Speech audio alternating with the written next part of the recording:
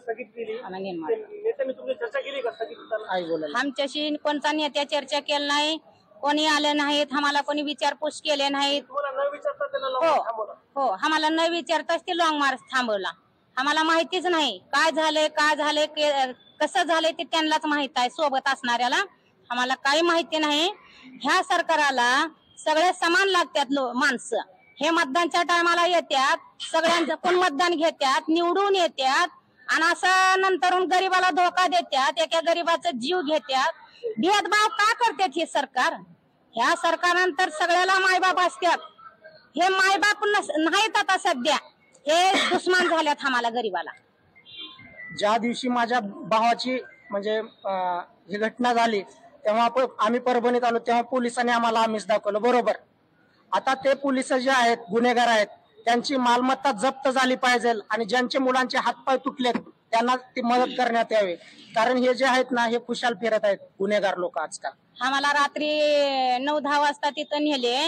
आम्हाला 50 लाख रुपये देतो, तुमच्या 2 मुलाला नोकरी लावतो असं म्हणून ह्या घोरबांडानं सांगितलं. आणि आम्हाला तिथून ह्याला गेलो, औरंगाबादला गेलो.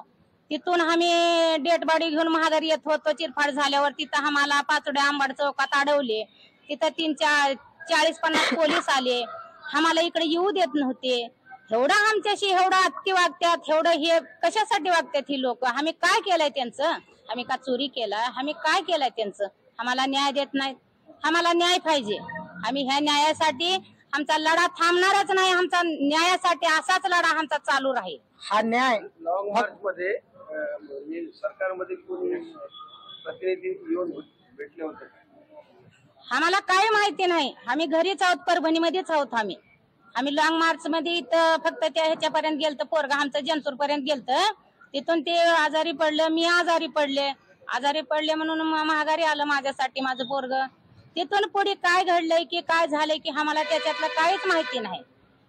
आणि एकच सांगायचंय, आणि हे जोपर्यंत न्याय भेटत नाही, आमचा जीव जरी गेला तरी काय हरकत नाही. कारण हा न्याय जे आहे माझ्या एकट्यासाठी नसून तर सर्व जनतेसाठी न्याय आहे. आणि जोपर्यंत आम्हाला न्याय भेटणार नाही, आमचा जीव जाऊ दे हरकत नाही, पण तोपर्यंत आम्ही थांबणार नाही. माझा अविनाश सूर्यवंशी सर. आज हे गरीबाकडून होत नाहीत. हे गुन्हेगाराला माफ करा म्हणतात, गुन्हेगाराला पाठीशी घालतात. ही न्याय आहे का ही सरकाराची? हे न्याय नाही, हे खूप अन्याय आणि खूप चुकीचं वागायला लागले ही सरकारचे माणसं, सरकारचे लोक. हे फार चुकीचे वागायला लागल्यात. ह्यांचे गरीबाचे जीव पण गेल्यात. एवढे लोक ह्याच्यामध्ये फ्रॅक्चर झाले, हात मोडून पाय मोडून, माया बहिणी मार खाल्ल्या, माझे भाऊ बंद मार खाल्ले. ह्याच्यामध्ये कोमिन ऑपरेशनचं ही आदेश या लोकांनी दिल्यात, सरकार लोकांनी दिल्यात. आणि सरकारनंच घडलंय. जे घडलंय ते सगळं संविधानाचं सरकारकडून घडलंय. हे पोरे सगळ्याला ही भीमसैनिक म्हणून हे सगळ्याला अटक करण्यात सरकारापासूनच आलेलं आहे. आणि जे जे काय केलंय ना, हे सरकारच जबाबदारी आहे. ह्याला सरकाराची जबाबदारी आहे. म्हणून कोमिन ऑपरेशन काढलं, हात मोडलं, पाय मोडलं, जीव गेले, तरी पण ह्या सरकाराला दखल वाटत नाही. आम्हाला ही मान्य नाही. आम्हाला लवकरात लवकर जे जे गुन्हेगारी आहेत पोलीस लोक, त्यांच्यावरती 302चा गुन्हा व्हायलाच पाहिजे. आम्हाला न्याय भेटलाच पाहिजे, तरच आम्ही थांबवत, नाही तर आम्ही थांबणार नाही. आमचा लढा असा चालू राहील आणि लढा कधीही बंद होणार नाही. ज्या रोजी मला न्याय भेटला त्या रोजीच ही लढाई बंद होईल, नाही तर तोपर्यंत होणारच नाही.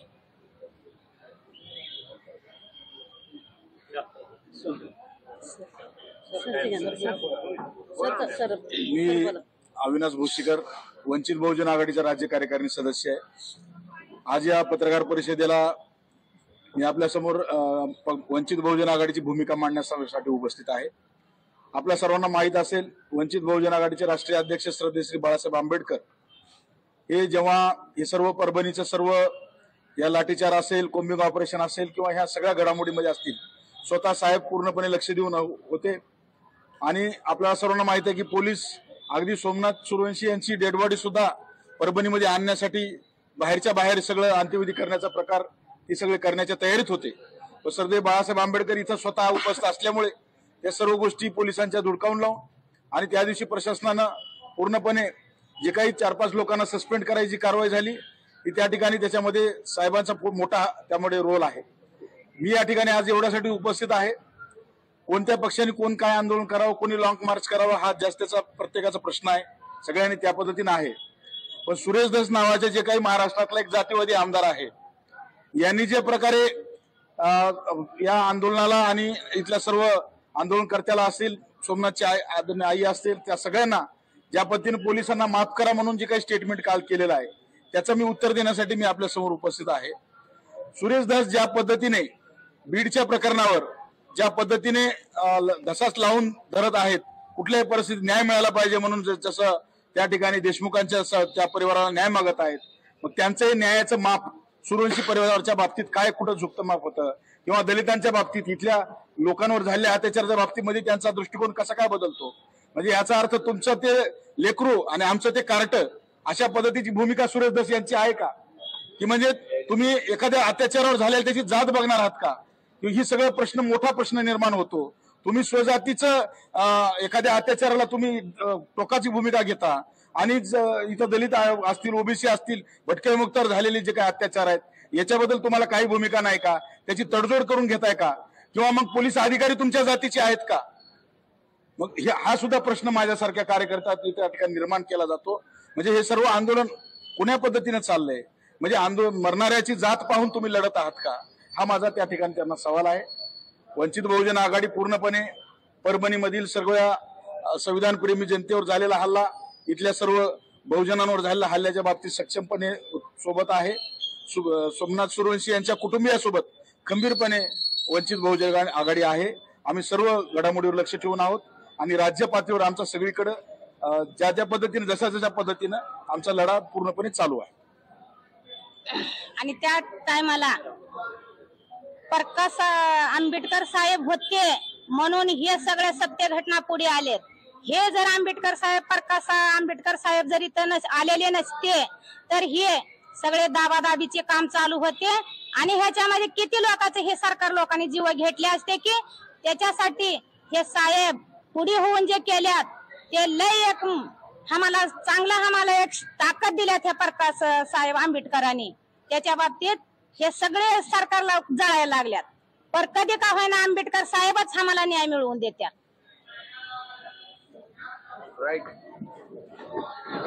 नाही काय झालंय कसं झालंय ते त्यांनाच माहित आहे. सोबत असणाऱ्याला आम्हाला काही माहिती नाही. ह्या सरकाराला सगळे समान लागतात माणसं. हे मतदानच्या टायमाला येतात, सगळ्यांचं पण मतदान घेतात, निवडून येतात आणि असं नंतरून गरीबाला धोका देतात, एका गरीबाचा जीव घेतात. भेदभाव का करतात हे सरकार? ह्या सरकारनंतर सगळ्याला मायबाप असतात. हे मायबाप नाहीत आता सध्या, हे दुश्मन झाल्यात आम्हाला गरीबाला. ज्या दिवशी माझ्या भावाची म्हणजे ही घटना झाली तेव्हा आम्ही परभणीत आलो, तेव्हा पोलिसांनी आम्हाला आमिष दाखवलं. बरोबर. आता ते पोलिस जे आहेत गुन्हेगार आहेत त्यांची मालमत्ता जप्त झाली पाहिजे आणि ज्यांचे मुलांचे हातपाय तुटलेत त्यांना ती मदत करण्यात यावी. कारण हे जे आहेत ना हे खुशाल फिरत आहेत गुन्हेगार लोक आजकाल. आम्हाला रात्री 9-10 वाजता तिथं नेले. आम्हाला 50 लाख रुपये देतो, तुम्हाला 2 मुलाला नोकरी लावतो असं म्हणून ह्या घोरबांडानं सांगितलं. आणि आम्हाला तिथून ह्याला गेलो, औरंगाबादला गेलो. तिथून आम्ही डेड बॉडी घेऊन महागारी येत होतो. चिरफाड झाल्यावर तिथं आम्हाला पाचोड्या आंबाड चौकात अडवले. तिथं 40-50 पोलीस आले. आम्हाला इकडे येऊ देत नव्हते. एवढं आमच्याशी एवढं अति वागतात, एवढं हे कशासाठी वागतात ही लोक? आम्ही काय केलंय त्यांचं? आम्ही का चोरी केलाय? आम्ही काय केलंय त्यांचं? आम्हाला न्याय देत नाहीत. आम्हाला न्याय पाहिजे. आम्ही ह्या न्यायासाठी आमचा लढा थांबणारच नाही. आमचा न्यायासाठी असाच लढा आमचा चालू राहील. हा न्याय लॉंग मार्च मध्ये सरकारमध्ये कोणी प्रतिनिधी येऊन भेटले होते? आम्हाला काही माहिती नाही. आम्ही घरीच आहोत, परभणीमध्येच आहोत. आम्ही लॉंग मार्च मध्ये इथं फक्त त्या ह्याच्यापर्यंत गेलतो, पोरगा आमचं जंतूर पर्यंत गेलतं.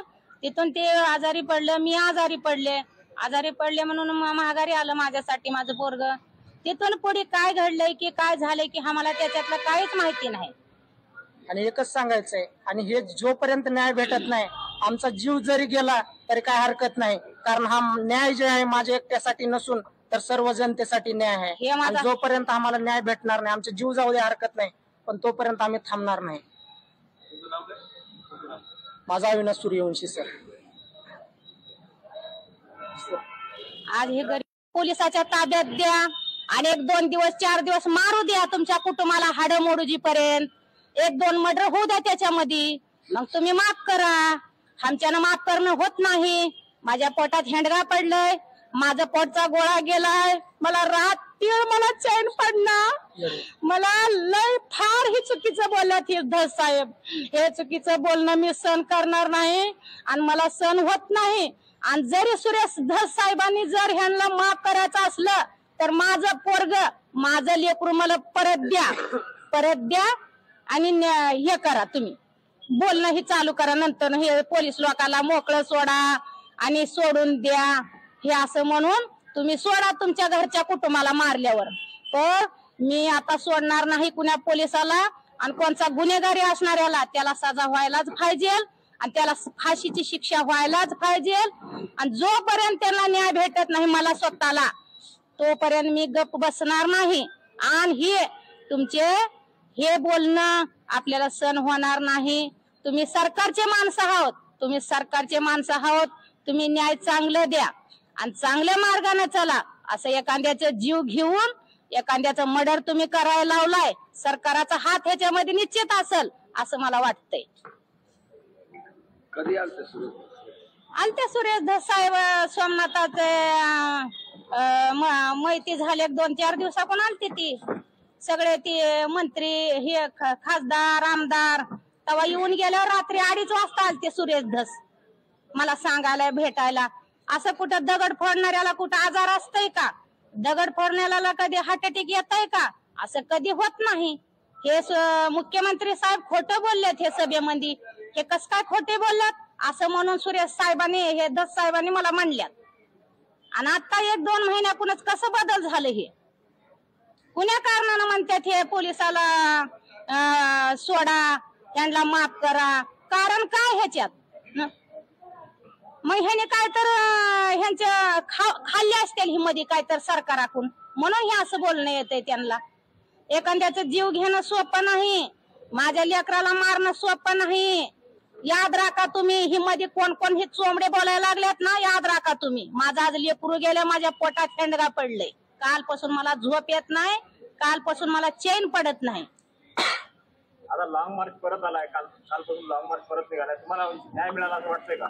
मला ही काही माहित नाही, ती का झालंय तिथं त्यांनाच माहित आहे. ते लॉंग मार्च मध्ये गेलते त्यांना माहित आहे, त्याच्यातलं मला काहीच माहित नाही. त्या लॉंग मार्च मध्ये सोमनाथ सूर्यवंशीला न्याय मिळावा अशी प्रमुख मागणी होती. आता लॉंग मार्च परत आलाय, तुम्हाला काय वाटतंय, न्याय मिळाला का नाही मिळाला? आता असं मध्ये चमचे बोलल्यावर कसं न्याय मिळेल आम्हाला?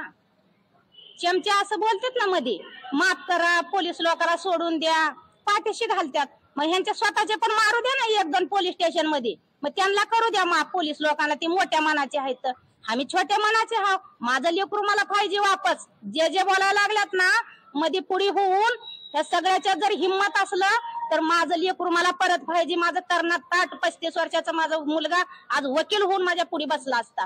मला जन्मापर्यंत मला असं सुख दाखविलं असता.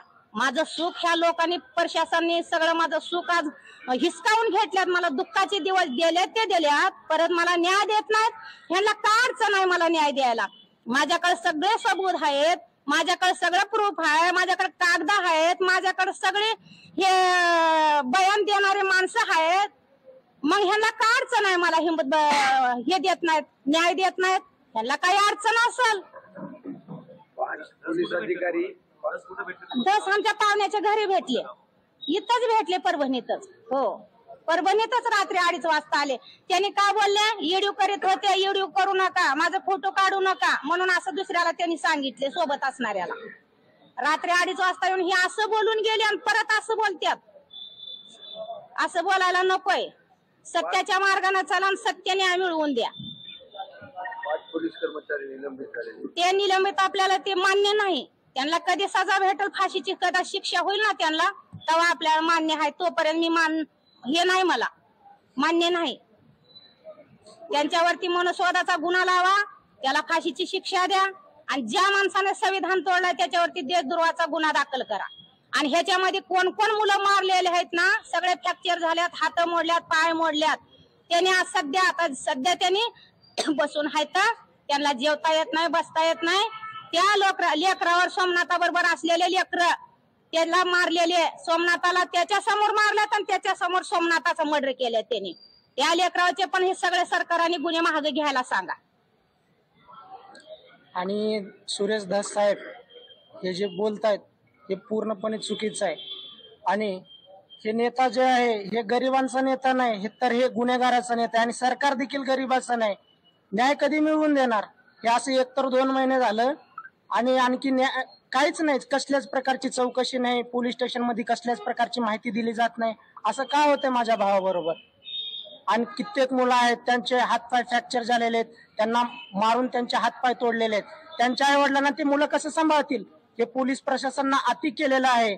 आणि जे आहे हे सरकार हे गुन्हेगाराचं सरकार आहे. कारण आम्ही शांततेच्या मार्गाने चाललो होतो. आणि सुरेश धस जे आहेत हे म्हणतात ना, इथं बीडला आले होते फडणवीस साहेब, तर माझ्या मागे फडणवीस साहेबांचा आशीर्वाद आहे. तुमच्या मागे फडणवीस साहेबांचा आशीर्वाद असेल तर माझ्यासोबत माझं संविधान आहे, डॉक्टर बाबासाहेब आंबेडकरांचा आशीर्वाद आहे आणि महात्मा गौतम बुद्ध आहेत. म्हणून आम्ही शांततेच्या मार्गाने चाललोय.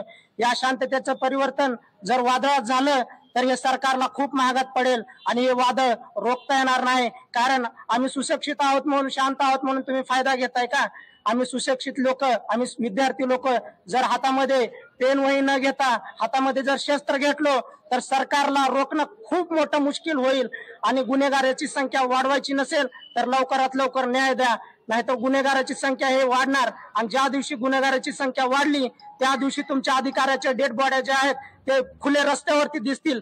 तेव्हा आपले सुरेश धस साहेब जे आहेत तेव्हा असंच माफ करतील का गुन्हेगाराला? हे पण आम्हाला बघायचं आहे. कारण जेव्हा अधिकाऱ्याच्या डेड बॉड्या दिसतील ना तेव्हा कळेल की सरकारला की खरंच हे जे बोललेत हे चूक, माफ करा म्हणून धस साहेब हे पूर्णपणे चुकीचं आहे. तेव्हा सरकारच्या लक्षात येईल. म्हणून आम्हाला आमची एकच मागणी आहे, जोपर्यंत न्याय भेटत नाही आणि तोपर्यंत आम्ही थांबणार नाही. आणि आम्ही सध्या शांततेच्या मार्गाने चाललोय, म्हणजे महात्मा गौतम बुद्धाच्या मार्गाने चाललोय. हे सरकारनं लक्षात घ्यावं. आणि शांतता खूप भयानक असतं, ह्याचं जर वादळ जर परिवर्तन झालं तर ह्याला नक्कीच जबाबदार हे सरकारच राहणार, एवढंच सांगतो. बरं, हे 5 कर्मचारी आणि अधिकारी निलंबित आहेत, याचं काही कागद दिलं? कसल्याच प्रकारचं कागद नाही, कसल्याच प्रकारची अधिकृत माहिती नाही. आणि निलंबित काहीच होणार नाही. आज निलंबित करतील, 4 दिवसांनी ड्युटीवरती घेतील, जॉबवरती घेतील आणि हे गुन्हेगार जे आहेत मोकाट फिरतील. आता बघा ते काय ते गोरबांड, त्याला निलंबित केले म्हणलं, त्याच्या चेहऱ्यावरती थोडं तर गांभीर्य दिसतं का? तो नांदेडला जातो, मग निवांतपणे शिंदे साहेबांना भेटतो, हसतो, बोलतो. ते काय थोडं गांभीर्य आहे का? हे निलंबित करण्यानं काहीच नाही. त्यांना फाशीची शिक्षा दिली पाहिजे, 302चा गुन्हा दाखल झाला पाहिजे. जे माझे कॉलेजमध्ये शिकणारे मुलं आहेत त्यांच्यावरती खोटे गुन्हे दाखल झालेत, त्यांचे गुन्हे मागे घेतले पाहिजेत. आणि ते मानवते मावशी त्यांना तर किती क्रूर मारलेत. 5-5 पोलीस कर्मचाऱ्यांनी, पोलीस अधिकाऱ्यांनी, पुरुष माणसांनी त्यांच्या मांड्यावर उभारून त्यांना अतिशय अमानुषपणे मारहाण केले. त्या मावशीने म्हणले, साहेब मला लघवी आली, मला बाथरूमला आले, मला जाऊ द्या. तरी देखील ते पोलीस अधिकारी काय म्हणतात, तू इथंच कर, तू बाथरूम इथंच कर, लघवी इथंच कर म्हणून पोलीस अधिकारी एवढं जर अत्याचार करत असतील तर हे सहन करून घेणार नाही. आणि सरकार जर असं जर गपचूप जर बघत असेल तर सरकारची जागा जनता दाखवून दिल्याशिवाय राहणार नाही. आम्ही गरीब लोक आहेत म्हणून एवढं म्हणजे गांभीर्याने घ्या, सरकारला एवढंच सांगतो. आणि लवकरात लवकर आम्हाला न्याय मिळवून देण्याचा प्रयत्न करा. आणि याच्यानंतर जे जबाबदारी आहे सरकारच जबाबदार राहील सर्व गोष्टींवर. सुरेश धसांनी ती प्रतिक्रिया दिल्याच्या नंतर तुमच्याशी काय बोलणं झालं का किंवा संपर्क होऊ शकला आहे? कसल्याच प्रकारचा संपर्क नाही, कसल्याच प्रकारची माहिती नाही आम्हाला. पुढे दिशा काय राहील? जोपर्यंत न्याय भेटत नाही लढा, आमचे जीव गेले तर हरकत नाही. माझ्या भावाने एवढे मोठे स्वप्न पाहिले होते. गरीबा तो म्हणला की मी ज्या दिवशी वकील होईन त्या दिवशी मी कुणाचा 1 रुपया नाही घेणार, त्यांच्यासाठी मी लढेन. बाबासाहेबांनी एवढे मोठे योगदान केलेत, आपण त्यांच्यासारखं नाही, छोटं काहीतरी एखादी तरी योगदान करून दाखव म्हणून माझ्या भावाचं स्वप्न होतं. तो पुढे जाऊन PhD ला नंबर लागला होता, तो जज होणार होता. ह्या सरकारने स्वप्न त्याचे तोडून टाकलेत.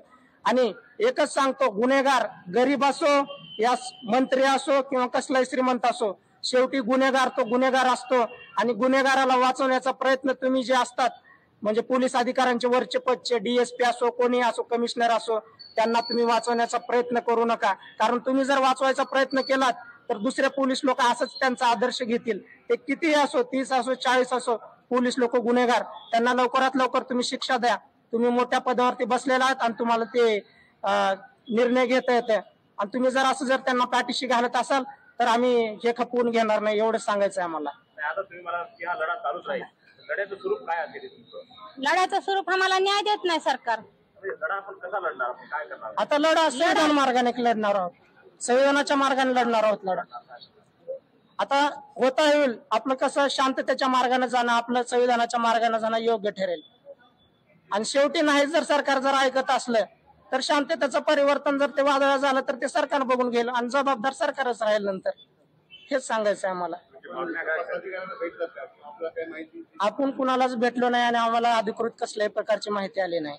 असं जर माझ्या भावाचं जर म्हणजे न्याय जर नाही जर भेटला तर प्रत्येक मुलाचा जीव जाईल आणि प्रत्येक घरी सोमनाथासारखं त्यांना रडावं लागणार आणि प्रत्येक घरी दुःखाचं डोंगर हे कोसळल्याशिवाय राहणार नाही. हे कुठेतरी जाऊन अन्याय थांबलं पाहिजे आणि हे अन्याय जर थांबलं तर पुढे गुन्हेगारीचं प्रमाण वाढणार नाही आणि अन्याय जर नाही जर थांबलं तर 100% दुसरे निर्दोष मुलं हे मारले जातील आणि शेवटपर्यंत मारले जाणारच आहेत आणि सरकार हे दाबलं जाणारच आहेत.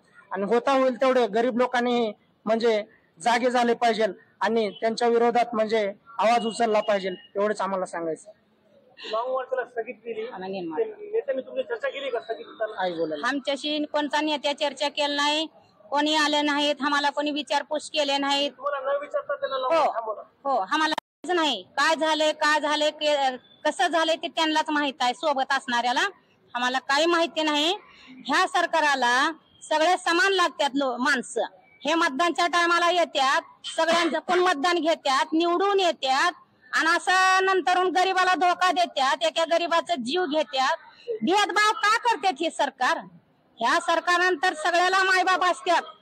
हे मायबाप नाहीत आता सध्या, हे दुश्मन झाल्यात आम्हाला गरीबाला. ज्या दिवशी माझ्या भावाची म्हणजे ही घटना झाली तेव्हा आम्ही परभणीत आलो तेव्हा पोलिसांनी आम्हाला आमिष दाखवलं, बरोबर. आता ते पोलिस जे आहेत गुन्हेगार आहेत त्यांची मालमत्ता जप्त झाली पाहिजे आणि ज्यांचे मुलांचे हातपाय तुटलेत त्यांना ती मदत करण्यात यावी. कारण हे जे आहेत ना हे खुशाल फिरत आहेत गुन्हेगार लोक आजकाल.